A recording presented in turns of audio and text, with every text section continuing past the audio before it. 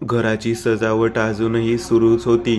2 दिवसापूर्वी रितेश आणि सुमेधा आपल्या 7 वर्षाच्या मुलासोबत नवीन फ्लॅटमध्ये शिफ्ट झाले होते. एका प्रायव्हेट कंपनीत अकाउंटंट असलेला रितेशने लोन काढून हा 2 BHK घेतलेला, शहरापासून थोडासा बाहेर, कारण त्याची कंपनी देखील तिथून अगदी 2-3 किलोमीटर एवढे अंतरावरच होती. ट्रॅफिकपासून त्याची सुटका व्हावी म्हणून त्याने रावेतजवळ हा फ्लॅट बघितलेला होता. सुमेधा एका नर्सरी शाळेत शिक्षिका होती. त्यांच्या 7 वर्षाच्या मुलाला म्हणजे विराजला बघायला त्यांनी एक बाई केअरटेकर म्हणून ठेवलेली होती. 2 दिवसापूर्वीच ते या फ्लॅटमध्ये शिफ्ट झाले होते. सोसायटीतील बरेचसे फ्लॅट अजूनही रिकामेच होते. मोजके काही फ्लॅट असे होते जिथे लोक राहायला आली होती, पण पाणी, वीज या सुविधा मात्र सुरू झाल्या होत्या. दारावरची बेल वाजली. सुमेधाने दार उघडलं. रितेशच्या हातात एक छोटं खोकं आणि तिने सांगितलेल्या काही वस्तू, दुसऱ्या हातात एक पिशवी होती. तो आत आला आणि सोफ्यावर टेकला. थोडा चहा ठेव, थकलो आहे. लिफ्ट पण बंद होती नेमकी. तरी बरं, आपलं घर 3ऱ्या मजल्यावर आहे म्हणून फार त्रास होत नाही. ठीक आहे, आणते, असं म्हणत ती आत गेली आणि चहा आणि पाणी घेऊन 15 मिनिटांनी बाहेर आली. हे बघ मी काय आणले. टीव्हीच्या खाली असलेल्या छोट्याशा टेबलकडे बोट दाखवत तो म्हणाला. 3 छोट्या बाहुल्या होत्या, दिसायला अतिशय क्यूट आणि आकर्षक. आता हे काय घेऊन आलास? उगाच पैसे खर्च करतोस आणि मग नंतर महिन्याच्या शेवटी म्हणतोस की हिशोब लागत नाही. सुमेधाने त्याला चहा आणि पाणी दिलं आणि ती आता टेबलच्या जवळ येऊन त्या बाहुल्या बघू लागली. त्यातली एक बाहुली तिने उचलून हातात घेतली. बाहुलीचं वजन पाहता ती बाहुली कुठल्या तरी मातीची वगैरे बनवलेली असावी असं वाटत होतं. प्लास्टिक किंवा फायबरच्या त्या हलक्या बाहुल्या नव्हत्या. विचित्र दिसणाऱ्या पण क्यूट. तिन्ही बाहुल्या एकसारख्या दिसत असल्या तरी त्यांच्यातही काही फरक होता. पहिल्या बाहुलीच्या तोंडावर मिशीसारखं काळसर काहीतरी दिसत होतं. दुसऱ्या आणि तिसऱ्या बाहुलीच्या चेहऱ्यावर तसं काही दिसत नव्हतं. अगं फार महाग नाही गेल्या, तुला खोटं वाटेल. त्या माणसाने मला 50 रुपयात 3ही बाहुल्या दिल्या. त्याने काहीतरी नाव देखील सांगितलं मला याचं. काय बरं नाव होतं? हां, लबुबू डॉल. खरं की काय? मला खोटं सांगतोय? 50 रुपयात इतक्या क्यूट आणि आकर्षक बाहुल्या तुला कोण देईल? सुमेधाने विचारलं. काय माहिती, पण विचित्र माणूस होता. मी आपल्या घरासाठी एक झुंबर बघायला म्हणून एका दुकानात गेलो होतो. तिथून बाहेर आलो तर रस्त्याच्या कडेला फुटपाथवर तो माणूस बसलेला आणि त्याच्या समोर या 3 बाहुल्या ठेवलेल्या. गरीब वाटत होता. माझी गाडी मी तिथेच लावलेली. गाडीजवळ आलो तर तो मला म्हणाला की साहेब 50 रुपयाला आहेत, घेता का? 2 दिवस झाले जेवलो नाही, असं काहीतरी बोलला. मला दया आली म्हणून मी त्या 3ही बाहुल्या घेतल्या आणि परत आलो. खूप लकी सिद्ध होतील तुमच्यासाठी, असं तो म्हणाला. 50 रुपये तर आपण असे कधी खर्च करतो ते आपल्यालाही कळत नाही. त्या बिचाऱ्याला 1 दिवसाचं जेवण मिळेल म्हणून मी हे केलं. बरं ठीक आहे, सुमेधा म्हणाली आणि तेवढ्यात विराज त्याच्या खोलीतून बाहेर आला आणि त्या बाहुल्या बघून त्याला खूपच भारी वाटलं. पप्पा, या किती क्यूट आहेत. आपण पण 3 आहोत आणि या बाहुल्या पण 3 आहेत. हे डाव्या साईडचे जे आहेत मिशीवाले ते तुम्ही, मध्ये जे आहेत ते मी आणि सगळ्या साईडला जी आहे ती मम्मी. त्याचं हे बोलणं ऐकून सुमेधा आणि रितेश दोघे हसू लागले. त्याची नजर मात्र त्या बाहुल्यांवर होती. पप्पा, यात कुठली बॅटरी वगैरे आहे का? कारण आता त्यातली मधली बाहुली स्माईल करत होती असं वाटलं मला. विराज हसत हसत म्हणाला. गप रे, या बापाची फिरकी घेतो का? जा, उद्या शाळेत जायचंय ना. जेवण करून झोप आता. आता रात्रीचे जेवण झालं. विराज त्याच्या खोलीत एकटाच झोपला होता. सुमेधा आणि रितेश त्यांच्या बेडरूममध्ये होते. दिवसभरात आवराआवरीच्या कामांमध्ये दोघे थकले होते. त्याची सुट्टी पण उद्या संपणार होती आणि त्याला ऑफिसला जायचं होतं. तसंच तिला देखील तिच्या शाळेत जायचं होतं. विराज झोपतो काय? अरे ये ना खेळायला.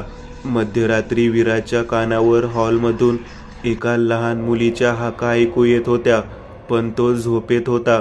त्याला काहीच शुद्ध नव्हती. विराज, विराज झोपतो काय? अरे उठ, शाळेत जायचंय. अचानक सुविधाचा आवाज त्याच्या कानावर ऐकू आला आणि तो दचकून जागा झाला.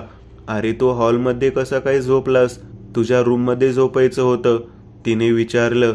पण विराजला काहीच लक्षात नव्हतं की तो हॉलमध्ये आला कसा. पण रात्री त्याला या खोलीतून कोणीतरी आवाज देत होतं एवढं मात्र त्याच्या लक्षात होतं. तिने त्याला ब्रश करायला पाठवलं. ती वैतागलेली दिसत होती, कारण आजच्या दिवसाची सुरुवातच खराब झालेली. तर सकाळी सकाळीच पाणी गेलं होतं, सिलेंडर संपला होता आणि त्यात काल त्यांनी आणलेलं दूध देखील नासलं होतं. रितेश बाथरूममधून आंघोळ करून बाहेर आला. त्याच्या पण दिवसाची खराब सुरुवात झाली होती. शक्यतो तो ऑफिसला 10 पर्यंत पोहोचायचा, पण आज नेमकी त्याच्या बॉसने 9 वाजताची मीटिंग ठेवली होती, त्यामुळे त्याची झोपही अर्धवट झाली होती. हे एवढे एकच कारण नव्हतं. त्याने 3 दिवसाची जी सुट्टी घेतली होती, त्या सुट्टीच्या काळात ऑफिसमध्ये खूप काही घडलं होतं. एका चुकीच्याच पार्टीला पेमेंट गेलेलं होतं आणि ते पेमेंट थोडं नव्हतं, 15 लाखांचं होतं. आणि त्या गोष्टीबद्दल त्यांना सकाळी समजलं होतं. त्याची अनुपस्थिती त्याच्या 2 असिस्टंट कशी काय केली होती हे आता त्याला जाऊन निस्तरायचं होतं. त्या गोष्टीचं टेन्शन वेगळंच होतं. त्यात त्याच्या मोबाईलचा चार्जर खराब झाला, तोही सकाळीच. तो रूमच्या हाताला कपडे वगैरे बदलून लॅपटॉप बॅगमध्ये ठेवून तो बाहेर आला. काय करू कळतच नाहीये. पाणी गेलंय, गॅस संपलाय, दूध नासलंय. तुम्ही थांबा, मी तुम्हाला इंडक्शनवर मॅगी आणि चहा बनवून देते, असं म्हणत तिने इंडक्शनची पिन सॉकेटमध्ये लावत बटन दाबलं आणि तितक्यात लाईटच गेली. त्याची आता चिडचिड होऊ लागलेली, पण तिच्यापेक्षा कमीच. जाऊ दे, सोड, मी ऑफिसमध्ये जाईन आणि तिथेच काहीतरी खाईन, मला मीटिंग आहे, असं म्हणत तो बॅग उचलून निघून गेला. विराज बाहेर आला. गिझर बंद, पाणी गेलेलं. या सगळ्यात तिने त्याला आंघोळ न घालताच शाळेत पाठवलं आणि तीही काही वेळात तिच्या शाळेत निघून गेली. संध्याकाळी 6ला ती परत आली. विराजला सांभाळणारी सुधा मावशी आलेली. विराज त्याच्या खोलीत होता खेळत. काय मावशी, कशा आहात? ते सोड, घराची काय अवस्था झाली होती. सगळे नळ सुरू, सगळ्या घरात पाणी, लाईट, टीव्ही सगळं काही चालू, वॉशिंग मशीन पण. लक्ष कुठं असतं तुमचं? मी 12ला आले, 3 तास मी सगळं साफ करत होते. त्या भडकलेल्या. अहो पण मी तर सगळं बंद करून गेलेले, मला चांगलं आठवतंय, सगळं नळ, दिवे, बटन्स सगळं. सुमेधा म्हणाली. पण मावशीला अजूनही काही बोलायचं होतं. बरं ऐक, मला काहीतरी बोलायचं आहे. मी आधी पण इथे आले होते ना 2-3 वेळा, त्यावेळचं आणि आताचं हे घर वेगळं वाटतंय. असं वाटतंय कोणीतरी आहे इथं आपल्या व्यतिरिक्त. मगाशी मला जरा झोप लागली आणि असं वाटलं कोणीतरी माझ्या गालावर चापट मारून मला जागं केलं. पण विराज तर तेव्हा आत झोपलेला, घरात कोणी नव्हतं, मी एकटीच होते. तो भास नव्हता. घराची वास्तू शांत करून घ्या लगेच, मावशी म्हणाल्या आणि निघता निघता नजर त्या बाहुल्यांच्यावर गेली. त्या हसणाऱ्या बाहुल्या बघून तिला काहीतरी आठवलं. क्षणभर तिच्या अंगावर काटा आला. हे आधी कधीतरी पाहिलं होतं तिने. ती तिथून निघून गेली. काही वेळात रितेश घरी आला. हताश निराश दिसत होता. चहा पाणी घेतल्यावर तिने त्याला विचारलं आणि आता तो बोलू लागला. बहुतेक माझी नोकरी जाणार असं वाटते. माझ्या हातून कशी चूक झाली कोणाला माहिती, पण 15 लाखाचे पेमेंट दुसऱ्या एका पार्टीला गेले. ती गोष्ट तर कशी बशी विस्तारत आली असती, पण आज जे झालं ते तर खूपच विचित्र होतं. टॅक्स पेमेंट करायचं होतं. एका माहिती नसलेल्या खात्याला 50 रुपये गेले. फक्त अकाउंट नंबरचा एक आकडा चुकला. बँकेत कॉल केला तर बँकवाले म्हणतात असं कुठलेही अकाउंट अस्तित्वात नाही, पण पैसे तर कट झाले. मी जेव्हा ते अकाउंट नंबर चेक करत होतो त्यानंतर ओकेचं बटन जणू आपोआप दाबले गेले माझ्या हातून. काहीच कळलं नाही. मॅनेजर मला खूप बोलला, 50 लाख आता काही करून मला एका आठवड्यात परत आणावे लागतील. ते कुठे गेले, काय गेले ते शोधावे लागेल, तो म्हणाला. पण तिच्याकडेही त्याच्यासाठी एक बॅड न्यूज होती. माझी नोकरी गेली. नर्सरीमध्ये माझ्या चुकीमुळे एका लहान मुलाचा पाय पायऱ्यावरून घसरला आणि तो खाली पडला. त्याच्या आईवडिलांनी माझी तक्रार केली आहे. प्रिन्सिपल मध्यस्थी केली म्हणून माझ्यावर कोणतीही केस झाली नाही, पण माझी नोकरी गेली एवढं मात्र खरं. हे सगळं काय होते काहीच कळत नाहीये. एखाद्या वेळेस होतं असं. सगळं काही सकाळपासूनच खराब होत चाललंय. असू दे, तू जेवायला वाढ, मी जरा झोपतो, माझं डोकं दुखतंय, असं म्हणत तो खोलीत निघून गेला. आणि गॅस संपलेला होता, त्यामुळे तिने जेवण बाहेरून मागवलं आणि ती आता विराज काय करतोय बघायला म्हणून ती खोलीत आली. तो एकटाच अंधारात बसलेला, एकटाच बोलत होता असं तिला वाटलं. आणि अचानक त्याच्या आवाजाला कोणीतरी प्रतिसाद दिला. तिच्या अंगावर सरसरून काटा आला, कारण घरात ते तिघच होते. मग एक चौथं कोण होतं. तिने पटकन लाईट लावला आणि खोलीच्या मधोमध बसलेला विराज तिला एकटाच दिसला. त्याच्या समोर त्या 3 मधली एक बाहुली होती. विराज, काय करतोयस आणि कोणाशी बोलतोयस, तिने विचारलं. मी तर एकटाच आहे, हे वाक्य तो त्याच विचित्र आवाजात बोलत होता. तिने आता काही वेळापूर्वी ऐकलं होतं. अगं मी एकटाच आहे, आता हे वाक्य तो स्वतःच्या आवाजात बोलला. तिला काहीतरी गडबड आहे याची जाणीव झाली होती. तिच्या डोळ्यातली ती एक विचित्र चमक तिला काहीतरी सांगून गेली. मी त्या गोष्टीवर काही ॲक्ट केलं नाही आणि ती बाहेर आली. आता तिथे उरलेल्या 2 बाहुल्यांकडे बघत होती. त्या बाहुल्या काल अशा नव्हत्या. त्यांच्या चेहऱ्यावर नॉर्मल एक स्माईल होतं, पण आज ते स्माईल जरा जास्तच पसरलेलं वाटत होतं. सुधा मावशी घाईघाईत तिच्या घरी पोहोचली. घरातली लोखंडाची ट्रंक तिने खाली काढली आणि त्या ट्रंकमध्ये असलेले काही जुने पेपर ती बघू लागली. त्यात तिला एक बातमी आणि एक फोटो दिसत होता. जवळपास 12 वर्षापूर्वी ती अशाच एका कुटुंबाकडे काम करायची. नवरा बायको आणि त्यांची एक मुलगी. या बाहुल्या तिने त्यांच्या घरी पण बघितल्या होत्या. ते तिघे रातोरात बेपत्ता झाले होते. नक्की त्यांचं काय झालं कोणालाच काही कळलं नाही. आणि चौकशीसाठी सुधा मावशीला पोलिसांनी बोलावलं होतं, पण त्या लोकांचा काही पत्ता लागला नव्हता. त्यांच्या घरात पण असंच झालं होतं. मला चांगलं आठवतंय, तो दिवस सकाळपासूनच कसली तरी पनौती लागली होती. दूध नासणं, घरातील दिवे जाणं, सगळे नळ चालू राहणं, सगळं अगदी तसंच घडलं होतं. आज सुमेधाच्या घरी घडत होतं. त्याच बाहुल्या होत्या. त्या 24 तासात सगळं घडलेलं. तिने मोबाईल हातात घेतला आणि तिने कोणाला तरी फोन लावला. जेवण करून आता तिघेही आपापल्या खोल्यांमध्ये झोपले होते. पण सुमेधाला राहून राहून विराजची काळजी वाटत होती. 11:30 वाजता तिला हलके हलके झोप यायला लागली. रितेश गाढ झोपला होता आणि तितक्यात तिच्या कानावर बाहेरच्या खोलीतून कोणाच्या तरी बोलण्याचे, हसण्याचे आवाज ऐकू येऊ लागले. ती उठून खोलीच्या दाराशी आली आणि तिने दार उघडून हळूच बाहेर डोकावलं. तिचं डोकं सुन्न झालं. हॉलच्या मधोमध त्या 3ही बाहुल्या समोरासमोर होत्या आणि त्यांच्या समोर विराज बसला होता.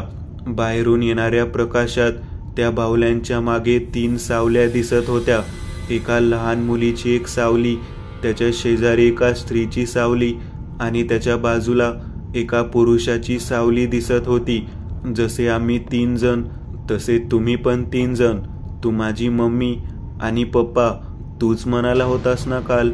मग आम्हाला पण तुमच्या घरात घ्या ना, आपण सगळे आनंदात राहू. तुला पिंकी सोबत रोज खेळता येईल. मी तुझ्या मम्मीची हेल्प करेन आणि हे तुझ्या पप्पाची हेल्प करतील. चालेल तुला? एका स्त्रीचा आवाज ऐकू येत होता, पण तिथे बाहुल्या सोडल्या तर बाकी काहीच नव्हतं. सुमेधाचं काळीज धडाधड उडत होतं, पण तिची हिंमत होत नव्हती की बाहेर जाऊन बोलावं. मध्ये ती काय बोलली ते काहीच तिला नीट ऐकू गेलं नाही, कारण ती इतकी घाबरली होती की तिचं डोकं बधीर झालेलं. तिच्या आवाजाला विराजनी होकारार्थी मान हलवली आणि त्या 3 बाहुल्यांमधली ती एक बाहुली उचलून तो आता आत रितेश आणि सुमेधाच्या बेडरूमच्या दिशेला येऊ लागला. की बाहुली घेऊन तो दाराशी आला आणि त्याने सुमेधाला बघितलं. सुमेधाला काय झालं कोणास ठाऊक, पण तिचं शरीर जणू पॅरेलाइज झालं होतं. तिची जीभ आणि तोंड वाकडं होऊ लागलं आणि ती जमिनीवर खाली कोसळत तडफडत होती. विराज तिला बघून हसायला लागला आणि ती बाहुली त्याने तिच्या छातीवर ठेवली. आता तो परत आला आणि त्याने ती दुसरी बाहुली उचलली. ती बाहुली घेत आता तो पुन्हा बेडरूममध्ये आला. गाढ झोपलेल्या रितेशच्या छातीवर त्याने ती बाहुली ठेवली आणि रितेशच्या छातीला जणू एक झटका बसला. त्याचे शरीर आखडून गेलं. हे बघून विराज जोरजोरात हसायला लागला. तो परत एकदा हॉलमध्ये आला आणि हॉलमध्ये ठेवलेली तिसरी शेवटची बाहुली त्याने उचलली. ती बाहुली घेऊन आता तो स्वतःच्या खोलीत गेला आणि दार बंद झालं. सगळीकडे स्मशान शांतता पसरली. पहाटेचे 5:30 वाजले होते. सुधा मावशी तिच्याबरोबर एका माणसाला घेऊन त्या फ्लॅटचं दार वाजवत होत्या. आता शेजारी पाजारी जमा झाले होते. अहो वाचवा त्यांना, जीव जाईल त्या तिघांचा, प्लीज दार उघडा, मला मदत करा, ती ओरडत होती. अखेर शेजाऱ्यांनी दार उघडून आत प्रवेश केला. हॉलमध्ये कोणीच नव्हतं. आता ते बेडरूममध्ये आले. विराजच्या बेडरूममध्ये विराज नव्हता, पण त्याच्या पलंगावरती छोटीशी बाहुली दिसत होती. आणि आता ते सुमेधा आणि रितेशच्या बेडरूममध्ये आले. तिथेही ते दोघे नव्हते, फक्त त्या 2 बाहुल्या होत्या. एक बाहुली पलंगावर आणि दुसरी जमिनीवर. मला खूप उशीर झाला यायला, सगळं संपलं. ती धाय मोकलून रडायला लागली, पण शेजाऱ्यांना काहीच कळत नव्हतं. गेले असतील कुठेतरी बाहेर, एवढं काय त्यात. पण मोबाईल आणि बाकी सगळ्या वस्तू तर इथेच आहेत. पायातल्या चपला देखील चप्पल स्टँडवरच आहेत. ते जाणार कुठे? एका शेजाऱ्याने विचारलेल्या प्रश्नाला दुसऱ्या शेजाऱ्याने उत्तर दिलं, मला माहिती आहे, हे सगळे या बाहुल्यांच्यामुळे झालंय. सुधा म्हणाली, या बाहुल्या मी फोडूनच टाकते, परत कुठल्या कुटुंबावर नको जायला. असं म्हणत तिने पलंगावरची बाहुली आणि जमिनीवर पडलेली ती बाहुली उचलली आणि ती विराजच्या खोलीत आली आणि तिने तिसरी बाहुली देखील उचलली. त्या बाहुल्या घेऊन आता ती दरवाजातून बाहेर फ्लॅटच्या पॅसेजमध्ये आली. 3ऱ्या मजल्यावरून त्या बाहुल्या आता ती खाली टाकायला म्हणून थोडीशी वाकली. जणू तिचे पाय कोणीतरी मागून उचलून तिलाच खाली फेकून दिलं. त्या बाहुल्या तिच्या हातातच होत्या आणि 3ऱ्या मजल्यावरनं ती जमिनीवर कोसळली. डोकं फुटलं आणि रक्ताच्या थारोळ्यात तिचे डोळे आकाशाकडे तसेच उघडे दिसत होते. आणि त्या 3ही बाहुल्या तिच्या छातीवर अगदी सुखरूप होत्या. बाजूलाच उभ्या एका वॉचमनने ते दृश्य डोळ्यांनी पाहिलेलं. त्याचं लक्ष तिच्या मृतदेहाकडे नसून तिच्या छातीवर असलेल्या त्या 3 बाहुल्यांकडे होतं. कालपासून पोरगी खेळणी मागत आहे, तिला या बाहुल्या देतो, बसेल खेळत, असं म्हणत पटकन तो त्या डेड बॉडी जवळ आला. त्याने त्या 3ही बाहुल्या उचलल्या आणि त्याच्या त्या खोलीच्या आत निघून गेला.